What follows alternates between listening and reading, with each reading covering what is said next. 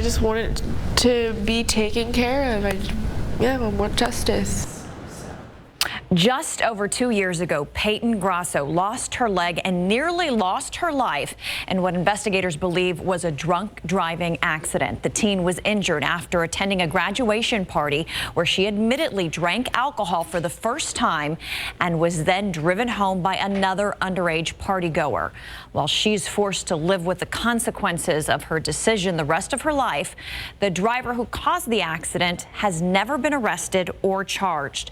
The family reached out to the night team's Tim Gerber to voice their frustration with the Bexar County Sheriff's Office and their lack of progress on the case. It's tonight's Defender's Report, but we do want to issue a warning tonight. This story contains some graphic images that may be disturbing to some viewers. It wasn't worth it. And for one night, it's just, I've suffered every day for 2 years. Peyton Grasso will never forget her first high school drinking party. She lives with the painful reminders every day. They took skin off from here and they can stretch it and they put it all over my stump. Grasso said she had 4 shots, then blacked out. A new friend she went to the party with, who also drank, decided to drive them home.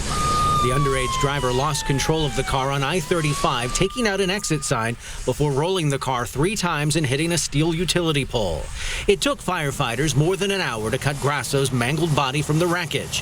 Her life was changed forever. It's not just a physical strain, it's a mental strain, and it's an emotional strain, and a psychological strain.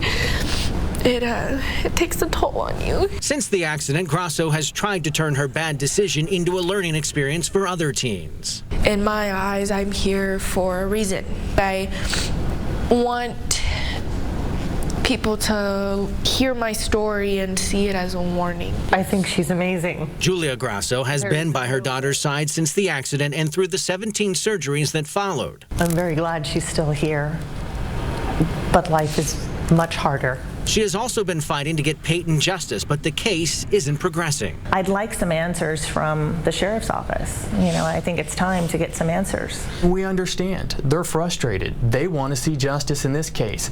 So do we. James Keith says BCSO detectives want to charge the driver with intoxication assault, but they don't have the evidence to do that. The driver refused a blood draw. By the time investigators got a warrant for her blood, several hours had passed. This child had alcohol in her system. That's enough to charge her with a DUI or DWI. That's the case, but it's not the standard for intoxication assault. While they wait for their case to move forward, Peyton and her mom worry what kind of message is being sent to the community. She drank, she drove, she almost killed me. Where's the justice? Nothing. You know, where's the justice? I asked the Bexar County District Attorney's Office about this case. They said they're still waiting for it to be filed, but they did say that 2 years is a long time for their office to be waiting to receive a case like this. James Keith said investigators continue to work on this case, but there is a time limit involved in this case. The statute of limitations is 3 years, and so far 2 years have already passed. Isis? And Tim, if the blood draw deputies got a warrant for didn't test high enough to charge the driver with intoxication assault, how would investigators ever be able to prove their case? Can they even?